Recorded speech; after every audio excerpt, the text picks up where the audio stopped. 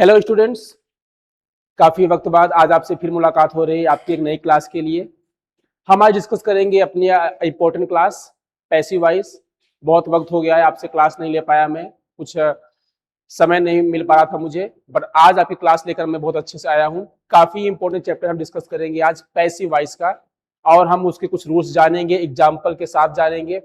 ये chapter important इसलिए है क्योंकि 9th के बच्चों के ग्रामर में ये चैप्टर है, 10th के बच्चों के बोर्ड एग्जाम में ये चैप्टर है, 11th के ट्रांसफॉर्मेशन में ये चैप्टर है, और 12 में भी ये चैप्टर है। और उसके नीचे आएंगे अगर आप 6, 7, 8 में भी, तो पैसिव वॉइस आपकी पढ़ाई जाती है। तो हम डिस्कस करते हैं अपने रूल को आज। जो हमारा पहला रूल चलेगा प्रेजेंट इंडेफिनिट टेंस। आज बने रहिए क्लास में और अच्छे से इसको समझिएगा। तो हमारा पहला टेंस है प्रेजेंट इंडेफिनिट टेंस, जिसको हम समझते हैं रूल नंबर 1 से। आपको हिंदी से कोई मतलब है नहीं कि इसका ट्रांसलेशन क्या बनेगा। क्वेश्चन आपको जिस फॉर्म में दिया रहेगा, आपको आंसर उस फॉर्म में बनाना पड़ेगा। जैसे आपका पहला जो क्वेश्चन मिलेगा वो आपको मिलेगा, सबसे पहले आपको मिलेगा एक सब्जेक्ट। तो हमें लिख देते हैं एक सब्जेक्ट। आपको मिल गया यू,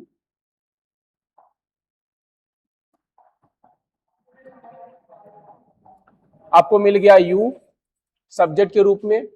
उसके बाद आपको मिलेगा एक वर्ब की फर्स्ट फॉर्म या वर्ब में यस या ईएस। तो आपको पता है पहले से ही, जब आपका सिंगुलर सब्जेक्ट होता है तो आपको वहां पे यस या ईएस का फॉर्म लगता है। जब आपका सब्जेक्ट प्लूरल होता है तो आपको V1 लगता है। तो क्वेश्चन आपको किस प्रकार से मिलेगा, इस पे ध्यान रखिएगा। फिर ये पैसिव का रूल है। क्वेश्चन में आपको मिला सब्जेक्ट, उसके बाद आपको मिला एक वर्ब, फिर मिला आपको एक ऑब्जेक्ट। ये आपका क्वेश्चन का स्ट्रक्चर है। ऐसा ही क्वेश्चन आपको मिलेगा और बोलेगा इसको पैसिव वॉइस में आप चेंज करिए। तो ये है पैसिव का रूल। कैसे बनाएंगे आप, सबसे पहले आप पहचानिएगा कि ये टेंस हमारा है कौन सा। कैसे पहचानेंगे आप, हिंदी तो लिखी नहीं रहेगी कि आप पहचान लीजिए। इंडेफिनिट टेंस की पहचान है ता है, ती है, ते है। आपको ये पहचानना पड़ेगा कैसे, अपने टेंस को देखकर, अपनी वर्ब को देखकर। जो हमारी वर्ब है वो वर्ब की फर्स्ट फॉर्म है, इसलिए यहाँ पे प्रेजेंट इंडेफिनिट टेंस का रूल लगेगा। या फिर हमारा सब्जेक्ट अगर सिंगुलर हो जाएगा, इसी की जगह पे मैं अगर लिख दूं ही प्लेज क्रिकेट, अगर मैं लिख दिया ही प्लेज क्रिकेट, तो अब हमारा ये सिंगुलर हो गया। सब्जेक्ट और वर्ब में यस या ईएस एंड ऑब्जेक्ट। क्वेश्चन को पढ़ लिया आपने, समझ गए आप। अब रूल पे आ जाइए। रूल कहता है सबसे पहले ऑब्जेक्ट को बनाना पड़ता है न्यू सब्जेक्ट, और सब्जेक्ट को बनाना पड़ता है ऑब्जेक्ट। ये हमेशा याद रखिएगा। पैसिव वॉइस हमेशा क्रॉस मॉडल में काम करता है। ऑलवेज पैसिव क्रॉस मॉडल में चलता है। जो ऑब्जेक्ट होगा वो बनेगा आपका न्यू सब्जेक्ट, और जो आपका सब्जेक्ट होगा वो बनेगा आपका न्यू ऑब्जेक्ट। तो बनाते हैं इसको हम। सबसे पहले हम लाएंगे अपने ऑब्जेक्ट को। तो क्रिकेट हमारा ऑब्जेक्ट है जो आ जाएगा स्टार्टिंग में। ये हमने यूज कर दिया क्रिकेट, ये बन गया हमारा। इसके अकॉर्डिंग हम लगाएंगे अपना वर्ब इज एम आर। तो क्रिकेट हमारा जो होता है वो सिंगुलर के फॉर्म में रहता है, इसके साथ हम यूज करेंगे अपनी वर्ब इज। उसके बाद लगाएंगे हम वर्ब की थर्ड फॉर्म। तो प्ले हमारा थर्ड फॉर्म है, यूज हो जाएगा प्लेड के साथ। Cricket is played. उसके बाद हम यूज करेंगे अपना बाई। फिर अपने सब्जेक्ट को बनाएंगे अपना हम ऑब्जेक्ट। तो यू का ऑब्जेक्ट होता है वंस अगेन यू। ये सब्जेक्ट ऑब्जेक्ट कॉम्बिनेशन हमेशा याद रखिएगा। यहां मैं शॉर्ट में लिख दे रहा हूं। आई अगर आपका सब्जेक्ट है तो वो ऑब्जेक्ट के रूप में मी के साथ जाएगा। यू अगर आपका सब्जेक्ट है तो फिर से यू बनेगा। ही आपका सब्जेक्ट है तो हिम बनेगा। सी आपका सब्जेक्ट है तो हर बनेगा। दे आपका सब्जेक्ट है तो देम बनेगा। इट आपका सब्जेक्ट है तो इट ही बनेगा। वी आपका सब्जेक्ट है तो अस बनेगा। और अगर कोई नेम आया है तो वो आपका नेम के साथ ही चेंज होगा। यह है सब्जेक्ट वर्ब चेंजेस फॉर्म। अगर आपका सब्जेक्ट इस प्रकार से है तो वो चेंज होकर ऑब्जेक्ट में इस प्रकार से जाएगा, और अगर आपका ऑब्जेक्ट इस प्रकार से है तो जब चेंज होगा इधर तो अपना सब्जेक्ट फॉर्म में इस प्रकार आएगा। सपोज दैट आपके ये वाले पार्ट जो ऑब्जेक्ट है वो यहां आ गए, तो ऑब्जेक्ट को तो सब्जेक्ट बनाना पड़ेगा। तो जब हम मी को इधर लेकर आएंगे तो आई हो जाएगा। एग्जाम्पल देखिएगा, he helps me, subject verb की यस या ईएस ही के साथ एंड ऑब्जेक्ट। पैसिव बनाते हैं, ऑब्जेक्ट को लाएंगे नए सब्जेक्ट पर, तो मी का चेंज आई। कैसे हुआ मी का चेंज आई, यहां लिखा है। जब आपका सब्जेक्ट रहेगा वहां जाकर बनेगा ऑब्जेक्ट, ठीक है, ये आई वहां जाएगा तो मी बन जाएगा, लेकिन जब ऑब्जेक्ट दिया है तो जब सब्जेक्ट चेंज होगा तो वो हमेशा क्या लेगा, सिंगुलर फॉर्म ले लेगा। तो वहां पर हो गया हमारा आई, तो मी आ गया हमारा आई में, आई के साथ लगता है आपका एम, आई एम, हेल्प का third form is helped, by लगाकर ही का ऑब्जेक्ट ही। कोई डाउट नहीं। कहने का मतलब यह है कि आपको क्वेश्चन को पहचानना है। जब आपके पास क्वेश्चन अगर पहचान गए आप, अगर आपने क्वेश्चन पे ध्यान दे दिया कि क्वेश्चन हमारा किस फॉर्म में है, तो आपको पैसिव में कभी दिक्कत नहीं आएगी। हमेशा याद रखिएगा ऑब्जेक्ट सब्जेक्ट और सब्जेक्ट का change object, third form passive में हमेशा लगती है और बाई का यूज पैसिव में हमेशा होता है। Okay, I hope, no doubt. Rule number 2 देखते हैं। रूल नंबर 2 कहता है सबसे पहले आपको मिलेगा एक सब्जेक्ट, हमने लगा दिया एक सब्जेक्ट, उसके बाद हम लगाएंगे अपना डू या डज। तो आपको पता है फिर से सिंगुलर सब्जेक्ट डज लेता है, प्लूरल सब्जेक्ट डू लेता है, ये आपको पता होना चाहिए। लेकिन पैसिव वॉइस आपको क्वेश्चन मिलेगा, आप उस क्वेश्चन को बस आंसर के फॉर्म में चेंज कर दीजिएगा। ये क्वेश्चन मिला आपको, सब्जेक्ट मिला, डू या डज में से एक पार्ट मिला, नॉट मिल गया, वर्ब की फर्स्ट फॉर्म मिल गई और ऑब्जेक्ट मिल गया। इसको आप जब चेंज करेंगे पैसिव वॉइस में, तो यहां स्ट्रक्चर लिखा हुआ है, बहुत आराम से आप इसका पैसिव वॉइस बना सकते हैं। अभी को मैंने बताया रूल क्या, कि जो ऑब्जेक्ट है वो बनेगा आपका न्यू सब्जेक्ट, तो यू को हम यहां लाते हैं। तो अभी को मैंने बताया यू का चेंज इज फॉर्म क्या, यू। यू चेंज किस में हुआ, यू चेंज आपका फिर से हुआ यू में।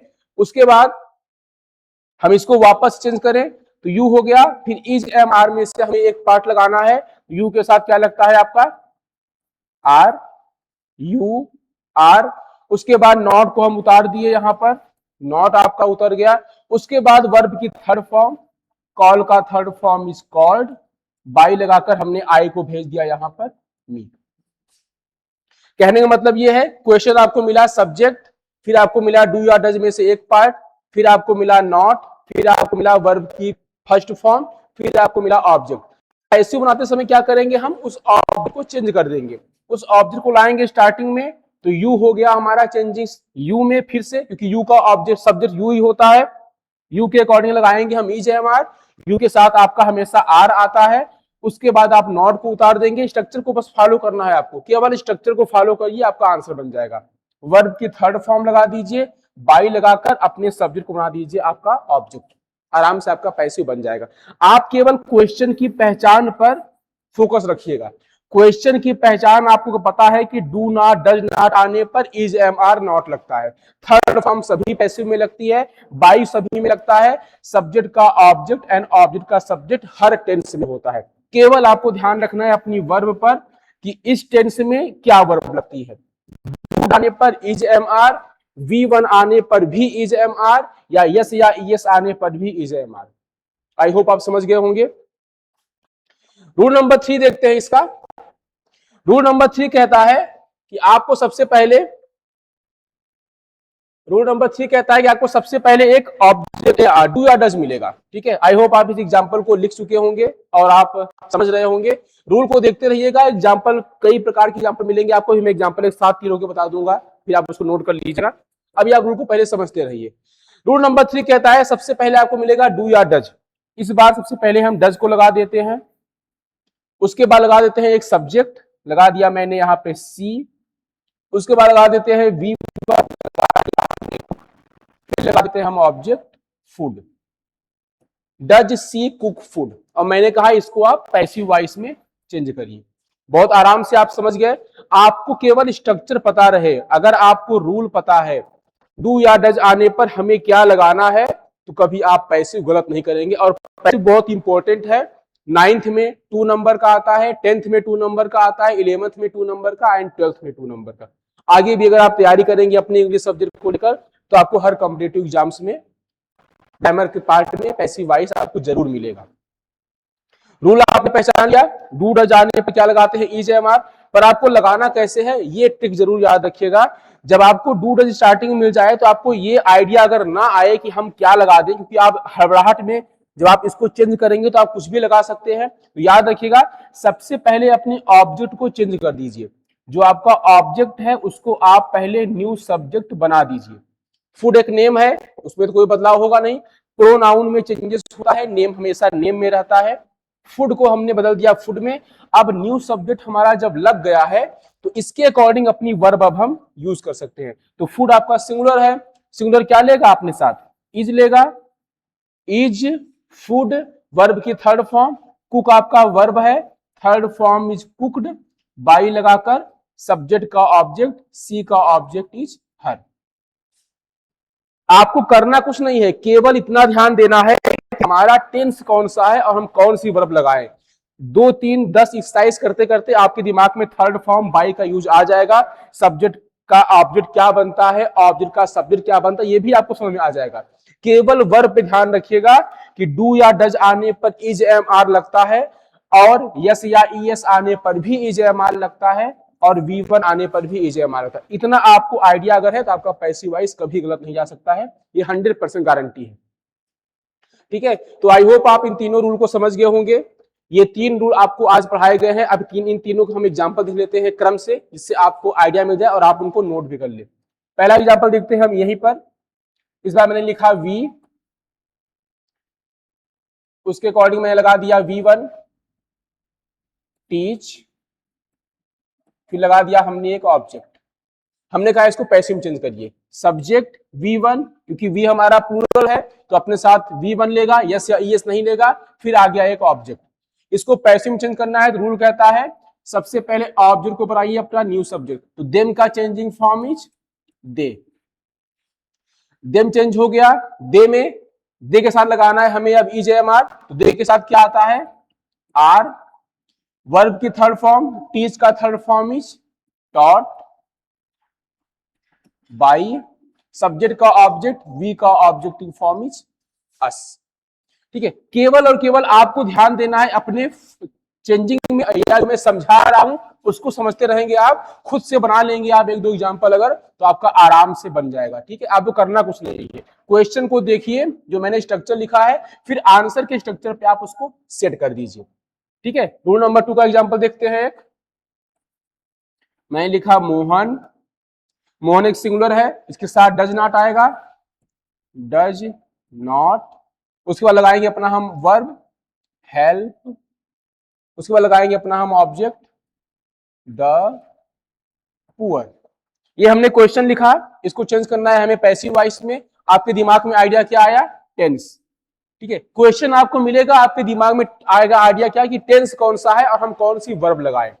तो आपको मिल गया डू नॉट डज नॉट आने पर EJMR, सबसे पहले अपने ऑब्जेक्ट को उठा दीजिए अपने सब्जेक्ट के पास, द पुअर आपका ऑब्जेक्ट है, बन जाएगा आपका new subject is the poor. लगाएंगे इसके साथ EJMR, the poor is plural form, because poor का बहुवचन बनता है द पुअर। कुछ ऐसे एडजेक्टिव कुछ ऐसे वर्ड्स होते हैं जिनमें कभी भी एस का इस्तेमाल नहीं होता, याद रखिएगा, जिनको हम बोलते हैं एडजेक्टिव। एडजेक्टिव का प्लूरल हमेशा द से बनता है। रिच मतलब धनी, द रिच मतलब धनी लोग, पुअर मतलब गरीब, द पुअर मतलब गरीब लोग, ग्रीडी मतलब लालची, द ग्रीडी मतलब लालची लोग। तो आपको जब भी नाउन बनाना हो या उसका बहुवचन बनाना हो किसी एडजेक्टिव का, तो आप वहां पे केवल द का इस्तेमाल कर दीजिएगा। तो ये द पुअर बन गया हमारा प्लूरल, इसके साथ आएगा आपका क्या are, the poor are. Not लगा देंगे रूल के अकॉर्डिंग, नॉट वर्ब की थर्ड फॉर्म हेल्प्ड बाई, और सब्जेक्ट का ऑब्जेक्ट मोहन एक नेम है, मोहन हो गया आपका। ठीक है, बहुत ही आसानी से आप इसको बना सकते हैं। आपको करना क्या है, केवल के स्ट्रक्चर को फॉलो करना है और रूल को दिमाग में आपको रखना है, आपका पैसिव कभी गलत नहीं सकता है। रूल नंबर 3 देखते हैं। सबसे पहले आपको मिलेगा डू या डज में से एक पार्ट, फिर आपको मिलेगा एक सब्जेक्ट आई, फिर आपको मिलेगा V1 राइट, फिर आपको मिलेगा एक ऑब्जेक्ट लेटर। क्वेश्चन मिला आपको इस प्रकार से, 1 मिनट,